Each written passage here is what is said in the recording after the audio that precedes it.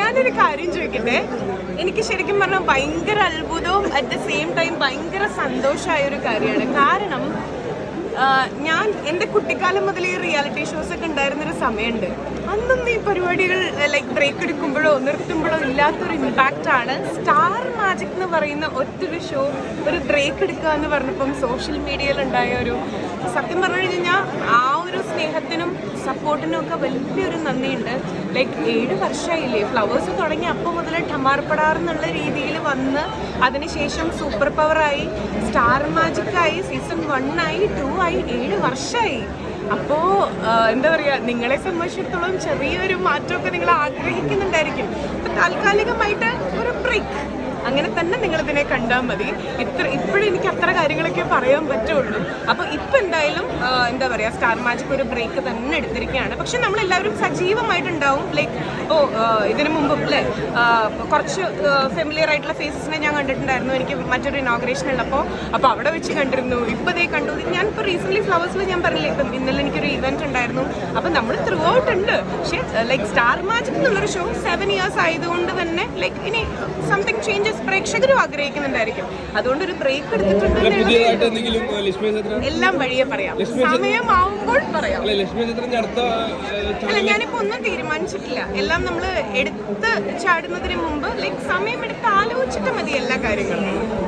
എന്തായാലും നിങ്ങളെ തന്നെ ഞാൻ അറിയിക്കത്തില്ല. പറയൂ. അല്ല, ഈ വിവാദങ്ങൾ എന്ന് പറയുമ്പോഴേ വിവാദങ്ങളിൽ ഒരു ചെറിയ പങ്ക് നിങ്ങൾക്കൊക്കെ ഉണ്ടോ? ഒരു മിനിറ്റ് കാണിക്കട്ടെ.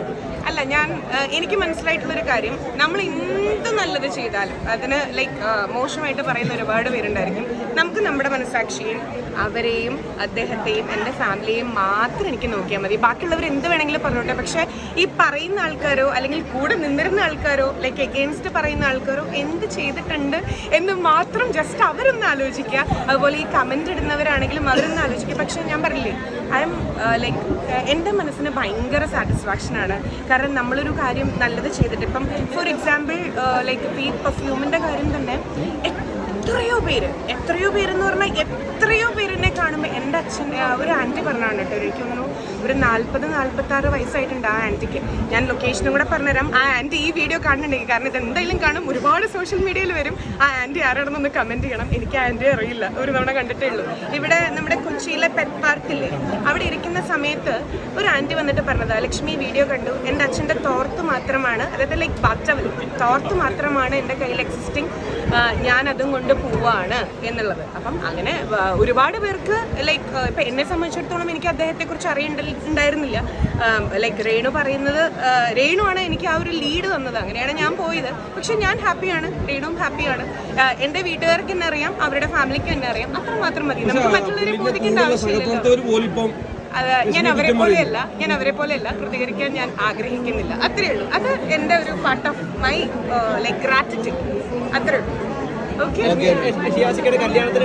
ഞാനിവിടെ ഉണ്ടായിരുന്നില്ല, ദുബായിലായിരുന്നു. പോസ്റ്റ് കാര്യം കണ്ടില്ല. എല്ലാ കാര്യങ്ങളും നമ്മളെ പറ്റി അപ്ഡേഷൻ അറിയുന്ന ആൾക്കാരല്ല. ഞാൻ ദുബായിലായിരുന്നു. ഞാൻ എത്തിയുള്ളൂ. വിഷമയോ? 7 വർഷയിലേ കാണണോ? ഇപ്പൊ നിങ്ങളൊക്കെ തന്നെ പറയണോ ഞങ്ങൾക്ക് മാറ്റം വേണം, അങ്ങനെ ഇങ്ങനെയൊക്കെ അല്ലേ?